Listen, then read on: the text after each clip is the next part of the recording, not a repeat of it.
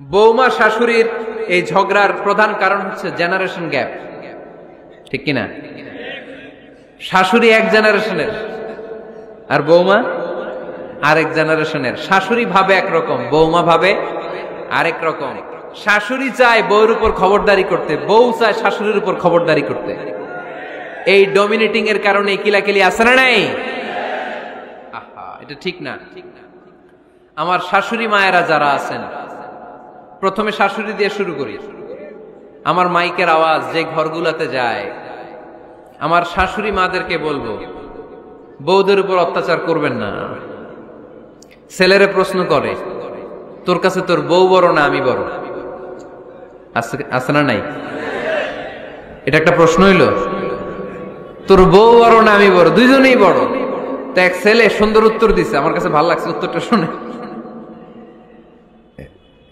এক মা প্রশ্ন করছে, তোরে এতদিন আমি লালন পালন করে বড় করলাম, জীবন যৌবন তোর জন্য শেষ করলাম, আজকে বউ পাইয়া বউ তোর আপন হয়ে গেল?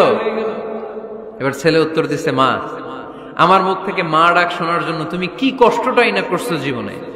10 মাস আমারে পেটে ধারণ করলা, খাইতে পারো নাই, বমি করছো, খালি ওষুধ খাইছো, তোমার পেট কেটে আমারে বের করা হয়েছে, 2 বছর আমারে দুধ খাওয়াইছো, পেশাব পায়খানা পরিষ্কার করেছো। বয়স যখন 3-4 তখন তোমার আমি মা ডাকছি, এই মা ডাকটা শোনার জন্য তুমি এত কষ্ট করছো। আর আরেকবারের মাইয়া এই ঘরে আইসাই তোমার মা ডাকা শুরু করছে। যেই মেয়েটা তোমারে মা ডাকে সে আমার আপন হবে না কেন মা? ঠিক কিনা? এই মা ডাক শোনার জন্য তুমি এত কষ্ট করলা, আমার লালন পালন করলা, 10 মাস পেটে ধরলা, পেশাব পায়খানা পরিষ্কার করলা, এরপরে মা ডাক শুনতে পারছে। আর আরেকবারের মেয়ে জানা নাই চিনা নাই এসেই তোমার ডাকা শুরু করছে মা। তো যে আমার মারে মা ডাকে তার স্থান তো আমার কলিজায়, ঠিক কিনা? শাশুড়ি আম্মারা যারা আছেন, প্লিজ বৌমাদেরকে কষ্ট দিয়েন না।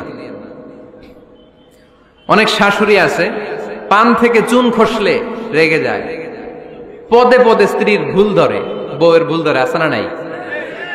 এটা করবেন না। সে তো নতুন, আপনার অনেক এক্সপিরিয়েন্স হতে তার সময় লাগবে, তাকে সময় দিন, তাকে ভালোবাসুন, ঠিক কিনা? না বুঝে সামান্যতে বৌমারে বদদোয়া দেয়, এরকম আছে না নাই? কিন্তু বুঝতে চায় না, বৌমারে যদি বদদোয়া দেয় তাহলে তার নিজ ছেলের পরিবারের ক্ষতি। পেটে ধরা যে ছেলে, ছেলের পরিবারের কিন্তু ক্ষতি, তার আপন নাতি নাতনিদেরই ক্ষতি। আওয়াজ করে বলেন ঠিক কিনা? বৌমাকে বদদোয়া দিয়েন না। বৌমাকে নিজের মেয়ের মতো দেখবেন। সমাধান আমি দিচ্ছি, কেমন দেখতে হবে? নিজের মেয়ের মতো। নিজের মেয়ে সকালে ঘুম থেকে ওঠে 11টা, ওইটা সমস্যা নাই। বৌমা কেন উঠলো না, ওইখানেই ঝামেলা, আছে না নাই? মেহেরবানি করে আপনার বৌমাকে আপনার নিজের মেয়ের মতো দেখেন। নিজের মেয়ের যেমনি আদর করেন তাকেও অমনি আদর করেন। আপনার বৌমারে যদি আপনি কষ্ট দেন, মনে রাখবেন আপনার নিজের মেয়েটাও আরেকবারের বউ হয়ে কয়েকদিন পরে যাবে। আপনি যা যা করবেন আপনার মেয়েকেও তারা ওই রকম কষ্ট দিয়ে বাড়িতে ফিরিয়ে দিবে। চিল্লায় বলেন ঠিক কিনা? খবরদার, টিট ফর ট্যাট। ইট্টি মারলে পাটকেলটি খেতে হয়। এজন্য শাশুড়ি আম্মা জানারা যারা আছেন, বৌমার সাথে খারাপ আচরণ করবেন না মেহেরবানি করে। তাকে আপনি কষ্ট দিলে আপনার নিজের মেয়েটাও আরেক বাড়ির বৌমা হবে, সেও ওই বাড়িতে এই কষ্টগুলো ভোগ করবে। এগুলো যখন আপনি শুনবেন তখন আপনার চোখ দিয়ে পানি পড়বে কি পড়বে না? পড়বে। এবার আসেন বৌমার কথা বলি। বৌমা যারা আছেন মেহেরবানি করে, বৌমা যারা আছেন মেহেরবানি করে আপনার শাশুড়ি আম্মাকে নিজের মায়ের জায়গায় রাখবেন। আপনার বাড়ি ছেড়ে নতুন বাড়িতে আসছেন, তো এটাই তো আপনার বাড়ি। আপনার মা রেখে দিয়ে নতুন মা পাইছেন, এটাই তো আপনার মা। তো ওনাকে মায়ের জায়গায় বসাতে আপনার সমস্যাটা কোথায়? বৌমারা খেয়াল রাখবেন, আপনি আপনার শাশুড়ির সাথে যে আচরণটা করতেছেন, আপনার শেষ বয়সে আপনার ছেলের বিয়ে দেওয়ার পরে যে বৌমাটা আসবে ওই আচরণই আপনাকে ফিরিয়ে দিবে। The nature has its own return.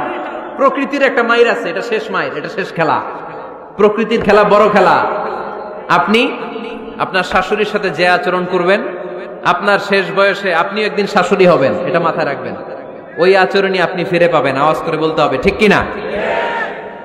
এজন্য 9 নাম্বার পয়েন্টস হচ্ছে মিউচুয়াল রেসপেক্ট। সবাই যেন সবাইকে ভালোবাসি। দোষ ছাড়া মানুষ নাই।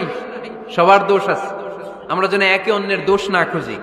বৌমারা, আপনাদের কেন যদি আমার মাইকের আওয়াজ যায়, অল্প কিছু টেকনিক অবলম্বন করলে আপনি আপনার শাশুড়ির মন জয় করতে পারবেন। শাশুড়িরা আসলে বেশি কিছু চায় না, আগের জামানার মানুষ তো, এদেরকে ওইভাবে হাত করতে হবে।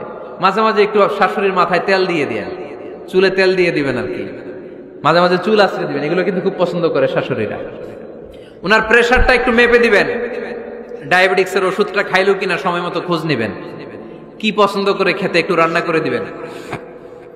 যেই বক্তার ওয়াজ শুনতে পছন্দ করে ওই বক্তার ওয়াজগুলো ডাউনলোড করে শাশুড়ি আম্মাকে দিবেন, ইসলামী বই দিবেন। দেখবেন বয়স্ক নারীরা মাহফিল যেতে খুব পছন্দ করে, ওয়াজ শুনতে খুব পছন্দ করে, নবীদের কাহিনীগুলো শুনতে পছন্দ করে। বসায় বসে একটু কাহিনীগুলো শোনাবেন। বাইরে বেরোলে জিজ্ঞেস করেন, আম্মা আপনার কিছু লাগবে কিনা। আর একটা টিপস আছে, চুল যখন আশ্রাবেন আর শাশুড়ির মাথায় যখন তেল দিয়ে দিবেন, তখন অতীতের কথা জিজ্ঞেস করেন। দেখবেন অতীতের স্মৃতিতে হারিয়ে গিয়েছে আপনার শাশুড়ি। কি জিজ্ঞেস করবেন জানেন? জিজ্ঞেস করবেন, আম্মা জান, মুক্তিযুদ্ধের সময় আপনার বয়স কত ছিল? ওই সময় মুক্তিযুদ্ধের সময় আপনাদের এলাকায় কি কি হয়েছিল মা? আরেকটা প্রশ্ন করবেন, মা বিয়ের সময় আপনি কেমন ছিলেন? ওই দিন দেখবেন বুড়ি আর বুড়ি নাই, জুয়ান হয়ে গেছে। ওই দিন বলবে, মা আমি অনেক সুন্দরী ছিলাম, আমার মাথায় অনেক চুল ছিল, আজকে নাই। আমগো গ্রামে আমার সাথে সুন্দরী মাইয়া ছিল না। অতীতের স্মৃতিতে, স্মৃতি হাতরাতে হাতরাতে তিনি হারিয়ে যাবেন। জিজ্ঞেস করবেন যে, মা শীতকালে আপনাদের দেশে কি পিঠা বানাতেন আপনি যখন ছোট ছিলেন, আপনার বাপ চাচারা কি করত? এগুলো জিজ্ঞেস করলে উনি স্মৃতির পাতা হাতরাতে হাতরাতে চোখ দিয়ে দাঁড় দাঁড় করে ওনার পানি ঝরতে শুরু করবে। আপনার জায়গায়, ওনার হৃদয়ের মনি কোঠায় এমন জায়গায় পৌঁছবে, আপনার ছাড়া উনি কিছুই বুঝবে না। বৌমারা, এই অল্প কিছু টিপস অবলম্বন করে আপনারা আপনাদের শাশুড়ির মনকে জয় করতে পারেন। শাশুড়ি বৌমার দ্বন্দ্ব আমরা চাই না। আমরা চাই শাশুড়ি বৌমাকে নিজের মেয়ের মতো জানুক, আর বৌমা শাশুড়িকে আপন মায়ের মতো ভালোবাসুক, ঠিক কিনা? এই মিউচুয়াল রেসপেক্টই পারে শাশুড়ি বৌমার দ্বন্দ্বকে দূর করতে, আর ঘরটারে শান্তি টুকরা বানাতে। আওয়াজ করে বলেন ঠিক কিনা?